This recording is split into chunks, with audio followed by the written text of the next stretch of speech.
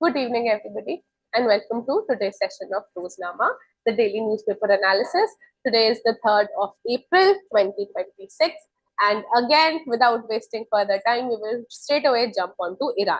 Okay, now Donald Trump did make a statement saying that he wishes to mellow down the entire war, wishes for the war to come to an end now, but in spite of such claims by Donald Trump, Iran is still firing missiles not only on Israel but also on the other Gulf states in the region. All right. So this is naturally now, negatively portraying the United States of America, that a war which the United States of America began with this agenda of bringing about a regime change and also to neutralize or to limit or wipe off Iran's nuclear capabilities and disarm Iran on the whole has resulted in a major disaster for USA itself, because the war is nowhere to its conclusive end. And other than that also,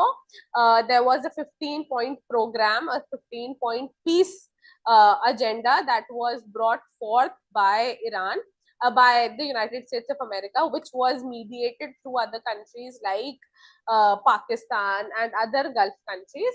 Naturally, Iran did not accept the 15-point peace agreement, and Iran also, put forth its own demands, like that no future aggression or war would be undertaken against Iran by other countries, and things like Strait of Hormuz would only be operated by Iran, and that there would be no deterrence for nuclear arsenals or nuclear energy for Iran, etc.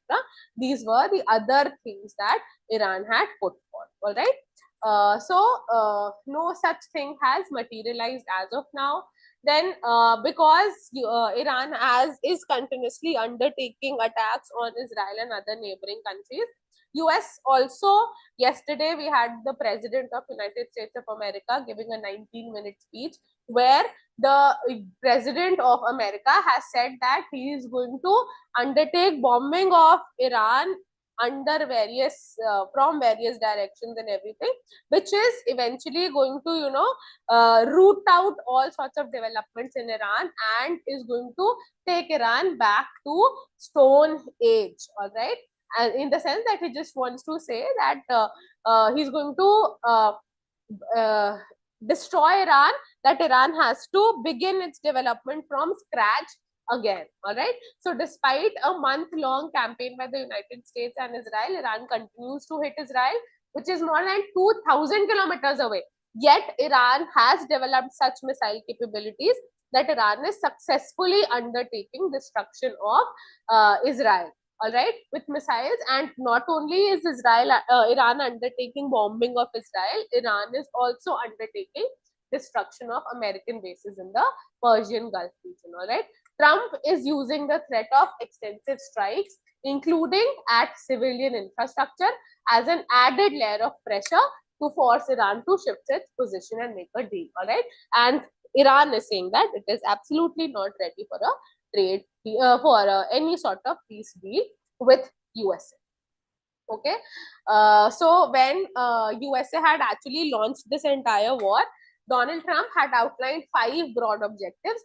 Things like to raise Iran's missile industry to the ground, which naturally, even after one long month, United States of America has not been able to achieve, because Iran is still undertaking destruction of Israeli bases, US bases, regions which are 2,000 kilometers away. All right. So naturally, Iran has such high ballistic missile capabilities.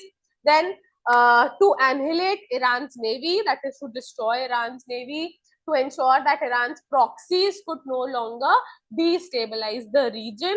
Iran's proxies, in the sense that all the countries who undertake attacks on US bases, on US navy, on Israel, from surrounding countries, from Israel's neighboring countries, like Houthis or Houthis from Yemen, Hezbollah from Lebanon, and Hamas from Palestine. All right, so they wanted to destabilize this, then to prevent Iran from ever obtaining a nuclear weapon and to bring about a regime change. So none of these objectives have till now been met, and USA, just to save face, is undertaking such extremist statements like destruction of a country that that now will want to begin its development from the ground level. Okay, so again, the same piece of news from the Indian Express as well, where USA has said that it is going to push Iran back to its stone ages. All right.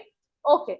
Then the United States of America, sorry, not the United States, the United Nations Organization.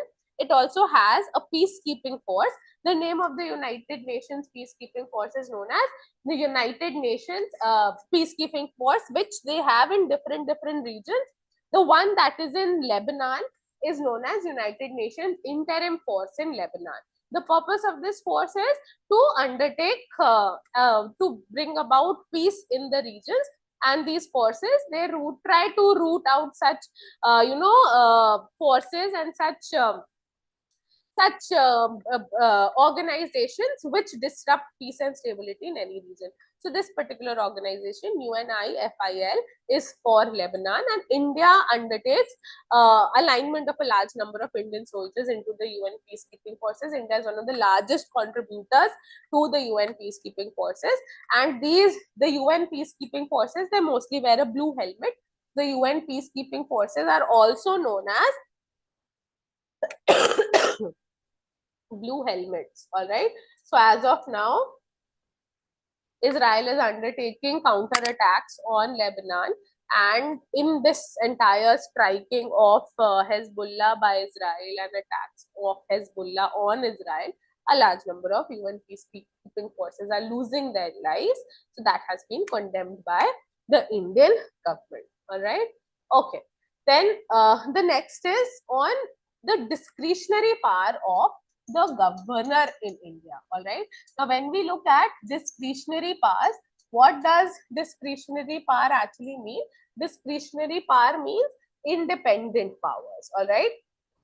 And here we are talking about the governor of a state. All right. Now, when we look at the governor is only a nominal head of the state, is only a nominal executive of the state.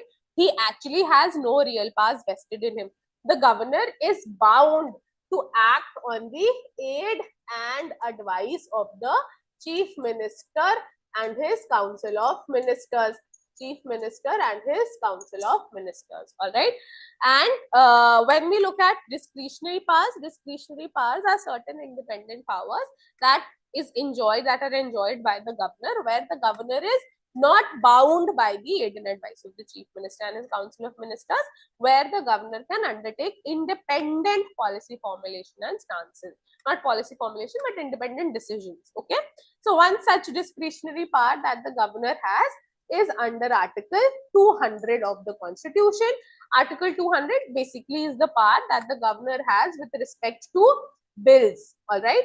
So whenever the governor has to give the final assent or give a final verdict on the bill passed by the Legislative Assembly, this final verdict could be assent to the bill, withdrawal of assent to the bill, sending the bill back for reconsideration, or reserving the bill for presidential assent. All of these things under all of these powers under Article 200 are considered as discretionary powers of the governor, where the governor is not bound to act on the aid and advice of the chief minister and the council of ministers. Like its executive and legislative and other powers, the governor also has certain judicial powers. All right. Judicial powers mean that the governor has been empowered to change certain verdicts of the state high court. All right. And the various ways in which the governor can undertake these changing of verdicts are known as remission, respite, reprieve, pardon, and commutation. Okay. And commutation. All right. These are the various ways where the governor gives judicial verdicts. That is, the governor can change the verdicts that have been given by the High Court. This provision has been given to the governor only to act as a check on the human capacities of the judges of the high courts and the subordinate courts that entail or that give verdicts, all right, that they are also human, they may make mistakes while giving a verdict, all right. So one last fair chance to life has been given by the governor. Now these judicial powers are not discretionary powers of the governor, and the Madras High Court has just reiterated the same by saying that the governor under Article 361 of the Constitution cannot undertake discretionary decisions in terms of overturning the verdicts of the state judiciary. All right, that in this case also the governor is to act on the aid and advice of the chief minister and his council of ministers. Yeah. So, then the next is that it was in news for the past 2-3 days that a bill has been proposed, tabled in the parliament has been pushed forward by the state government of Andhra Pradesh, which seeks to assign Amravati as the new state capital of Andhra Pradesh. All right. Why did this come out and about? Is simply because the state of Andhra Pradesh was bifurcated into two states, that is Telangana and Andhra Pradesh, in 2014 as per the Andhra Pradesh Reorganization Act of 2014. One of the provisions of the act was that within a period of 10 years, Andhra Pradesh has to choose a new state capital for itself, because the previous state capital, which was Hyderabad, is now in the territory of Telangana. So Hyderabad was supposed to serve as the combined or the joint capital of both the states of Andhra Pradesh and Telangana for the next 10 years. And then by 2024, the state of Andhra Pradesh had to give its own state capital. All right. Now, initially, the state of Andhra Pradesh had chosen 3 different capitals. They wanted one executive capital, one legislative capital, and one judicial capital. All right. So these capitals were supposed to be in Visakhapatnam, one was in Kurnool, and one was in Amravati.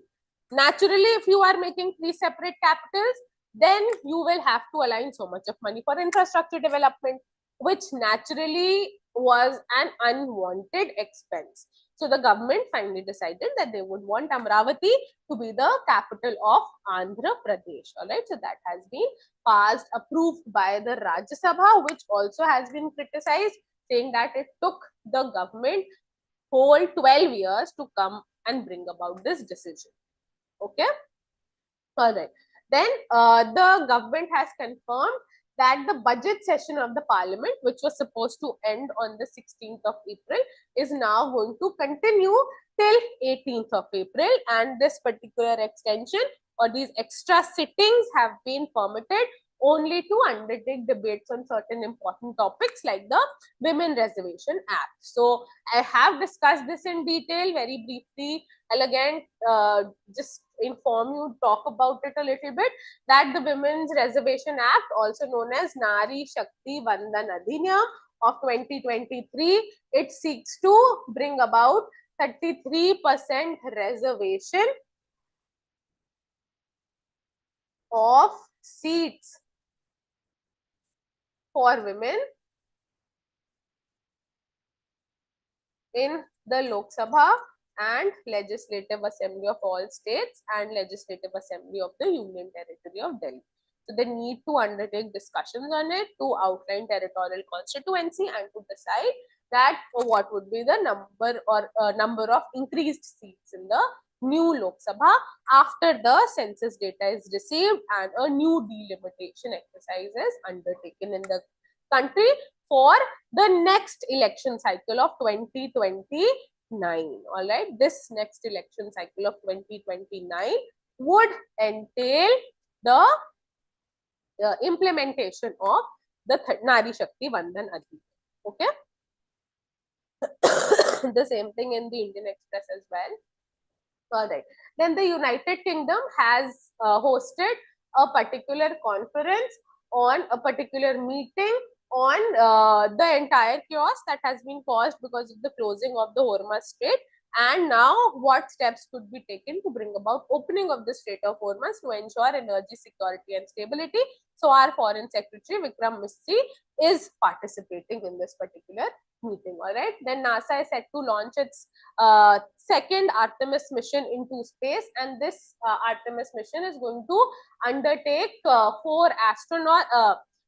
second manned mission to moon, and this is going to undertake 4 astronauts to space to moon. And these 4 astronauts is a very diverse group, inclusive of a Canadian person, a black person, a female, and then 1 person from America itself. All right. So this is a part of the 5 Artemis missions that the government has, that NASA has outlined. The first one was an uncrewed mission.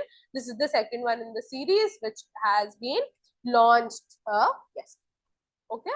So it has been launched, and these are the crew members. We have Reed Wiseman, we have Victor Oliver, we have Christina Koch, and we have Jeremy Hansen, who are going to be participating in this. All right. Then India has joined the 60 Nations UK meeting on opening of the Strait of Hormuz. Now, the census exercise has officially begun on the 1st of April, and this time the census is going to be a digital census which permits self-enumeration. So this here shows our Defense Minister Rajnath Singh undertaking the self-enumeration as part of the census exercise of 2026 phase 1, which began on the 1st of April. And also we see here the Census Commissioner, the Registrar General and Census Commissioner of India, Mrityunjay Kumar Narayan. The name is important. Please do remember. Okay. All right. Then this was a massive feat and much celebrated feat by the Defense Minister, where India has now become a major defense exporting country. That in 2025-2026, India's defense export rose by 62.66% and reached an all-time high of rupees 38,424 crore. All right. That although the CIPRI reports do show that India is a major defense importing country, now this shows us that India has become a major defense exporting country as well. Okay. All right. Then coming to the editorials for today, the first one is on the Election Commission of India and the entire massive transfer of manpower that the Election Commission of India has undertaken in certain states in the country. All right. Now, the Election Commission of India declared elections for 4 states: Assam, Kerala, Tamil Nadu, and West Bengal, and the Union Territory of Puducherry.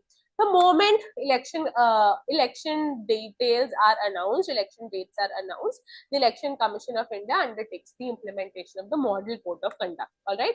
Also, we have Article 324, which empowers the Election Commission to undertake the control, superintendence, and direction of elections in the country. And when we look at these terms, the superintendence, the control, and the direction of elections in the country, it is a very, very wide terminology. All right. Very wide here simply entails that it subsumes large number of features, large number of work that is incorporated into the duties of the Election Commission of India, and which can also be translated into empowering the Election Commission to a greater extent. All right. After the announcement of the election results, election details and dates, the Election Commission undertook alignment and appointment of a large number of manpower in different states, and specifically one such alignment and transfer of officers and appointments took place in the state of West Bengal. The West Bengal government drew attention to this particular fact that the Election Commission of India has undertaken massive alignment and appointment of manpower in the state of West Bengal. All right. And they feel that this is, this does away with the basic spirit of federalism in the country, and this is something that gives the Election Commission of India massive power to maybe not ensure election in a free and fair manner. All right. Then the article moves forward and tells us about the scope of Article 324 and how we had this one particular case, that is Mohinder Singh Gill case, which actually said that the Election Commission of India can undertake any such step activity. Plus, the state government has to give a large number of manpower to the Election Commission of India in order to ensure that the Election Commission of India undertakes free and fair elections in the country. All right. Also, it says that the Supreme Court gave a further verdict saying that all these things can be undertaken by the Election Commission of India only to the extent if there is no such law which says whether the Election Commission of India can undertake any such activity or not. Okay. All right. Then another, this one is on Donald Trump and his entire fallout with NATO. All right. So we did see that after the Iran war broke out, United States of America's President Donald Trump, he started asking for his NATO member countries to align forces with the United States of America so that the USA can undertake more concerted and decisive attacks on Iran. That was one thing. The second is that as per the NATO provisions, it is basically a given that the member countries of NATO, specifically those that are in Europe, would permit the United States of America to use their military bases. Then we did see in a few days back news pieces that Spain said that it is not going to permit USA to use its military bases. Even Italy said that Italy is reluctant to give access to Italy's naval military bases to the United States of America to undertake attack on Iran. All right. These things they have undertaken because a lot of them feel that this attack is an illegitimate war against the sovereignty and integrity of one respective country. All right.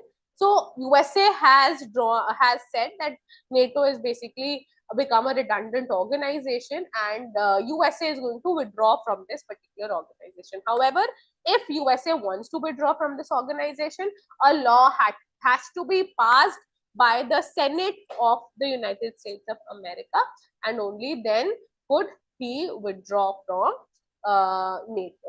NATO. Okay. All right. Then this article is a good take on the Artemis 2 mission, and along with this, it also tells us that how India can also align their entire agendas to sending off new manned missions to space. So I can go through it. Today, the newspaper has a lot of Artemis. Now, this article tells us the various programs that are being run under the Artemis space program. In 2022, the first one was launched, which was a uncrewed mission, that is no manpower was sent. The second one, that is this one that is being launched, is a crewed mission. Then we have the next one in 2027. Then we have the next one in 2028, and the fifth one also in 2028. All right. So I can go through this article. It is a good one. Then again, a take on how various countries they are sending their astronauts to moon, and how is this going to further help us understand the entire development of the universe and also the moon. All right, that this is going to actually increase the possibility of exploration of lunar explorations, even opens up greater possibilities for a country like India. Okay. All right. Then this particular article tells us that although the war began and Donald Trump sort of had aligned things like that in the next 2-3 weeks, the war would come to an end. But now we are almost in the 5th week of the war, and the war is nowhere near its ending. Also, this opened up a Pandora of problems for countries like India, which is now suffering from oil and gas shortages, oil and gas crisis. The people are, the gas prices are soaring, the oil prices are soaring. So this basically says that India must, try to now align independent sources of energy for its own needs and requirements, and also transition from this dependable source of energy to a more non-dependent, from this non-dependable source of energy to a more dependable source of energy like renewable sources of energy, which India is already doing. All right. So now all the recent cabinet committee on security meeting that was held here, the Prime Minister directed concerned departments to take all possible measures to ameliorate the problems of citizens and sectors affected during this particular war. Okay. Then again, this article is on Donald Trump and his entire vision of the war, that he said that the war is going to come to an end very quickly. Now we're in the fifth week of the war, and the war is nowhere near its conclusive end. And not only did he, first a few days back he was still saying that he is willing to, he's declared a ceasefire, willing to bring the war to an end. Although he has declared such intentions, but Iran is nowhere close to these intentions, and Iran, on the other hand, is also undertaking continuous attacks on Israel and other neighboring countries in the Gulf, only to retaliate. And now Iran is somehow, very strong-headed, saying that Iran is not ready for a ceasefire as of now. All right, and this has resulted in basically showing us that how Donald Trump has, drawn his own doom through this, because he underestimated the Iranian powers. He thought that with the killing of the supreme leader of Iran, he could overturn the entire government, which actually has not happened till now. All right, and not only is the government nowhere near being changed in Iran, there is no such change on the nuclear arsenal capabilities of Iran as well. Nothing fruitful out of the ongoing negotiations between Iran, mediators, Pakistan, etc. No question as to when is the Gulf going, the Strait of Hormuz going to be opened. So everything as of now is a chaos, and this has, brought to a halt the entire global supply chain as well. So not only are the people of Iran suffering, but indirectly the entire global economy, specifically the energy sector, is suffering because of United States of America's decision. All right. Now on Sunday, the Israeli parliament had passed a law which said that death penalty would be given to Palestinians who were convicted of undertaking any crime against people of Israel. All right. So this has been protested by the people of Palestine. Okay. EU and various UN experts have urged Israel to withdraw the law, noting that it contradicts the global trend towards abolition. Within Israel, also certain regions like Shin Bet has historically opposed death penalty, fearing it would turn executed prisoners into martyrs. All right, and Hamas has also warned that the bill crosses a red line, warning it would lead to increased mobilization and retaliation. Now coming to news in brief, the first one is that ISRO has invited proposals for observation time on Aditya L1. Aditya L1 is India's first dedicated space-based solar mission, which has been making continuous and comprehensive observations of the sun.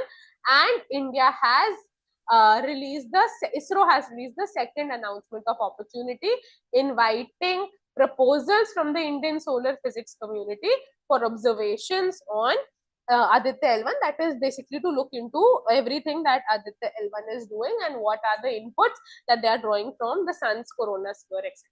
All right. Then India has undertaken or is leading a 16-nation maritime initiative where India has flagged off INS Sunena as the Indian ocean ship Sagar. Therefore, and what is the purpose of this? That they are undertaking transportation of leaders of 16 nations to their respective countries. Okay, so we have port calls at Colombo, Phuket, Jakarta, Singapore, Chittagong, Yangon, Malé, before concluding at Kochi. All right, now the Education Ministry has also notified that NCERT would be given a deemed university status. While aligning or giving NCERT the deemed university status, this would enable NCERT to offer courses and grant degrees, and also it directs NCERT to begin doctoral programs. So NCERT is that body which undertakes compilation of books which is relevant for the school children. Okay. Okay, now the Myanmar parliament has somehow driven into action. And since the 2021 coup in Myanmar, which resulted in the ousting of the erstwhile Prime Minister Aung San Suu Kyi, who is a Nobel Prize winner, now they are trying to establish a president in Myanmar, and this president is actually the military head of Hanta, and his name is Min Aung Hlaing. All right, so he is now, vouched to become the president of Myanmar, and the election is held in the bicameral legislature of Myanmar. So it is not a popular election that they are undertaking. Then Donald Trump has undertaken firing of Pam Bondi, who was the Attorney General of America, of Donald Trump, and now she was basically, criticized for whatever mishandling that she'd undertaken of the Epstein file, which resulted in the leakage of a large amount of information, which maybe has, discredited Donald Trump and his character. So now she has been fired, and she would be serving in the private sector, as has been announced by Donald Trump, and she will be replaced on an interim basis by Deputy Attorney General Todd Blanche. All right. Then the Lok Sabha has passed the CAPF bill with a voice vote, which has been opposed by the opposition members. They protested and they even walked out. What was the CAPF bill? As per this bill, it said that more than 50% of the positions of the Director General of CAPFs would be filled in by the IPS officers and not by the assistant commissioners, commandants of CAPF, which delays their promotion and rise in ladder in their services. All right, so this basically is derogatory to the system, and it shows that an IPS officer gets promoted in the next 3-4 days, whereas an assistant commander takes around undertakes around 16 years to reach the position of a DG. Okay, then the NASA's Artemis 2 mission has been launched, and this is the first crewed or manned mission to moon in over 50 years. They've given you a quiz on the first one, so you all can do this. It's a good one. And that was all for today's newspaper analysis, and I'll see you all tomorrow with the next one. Thank you, children.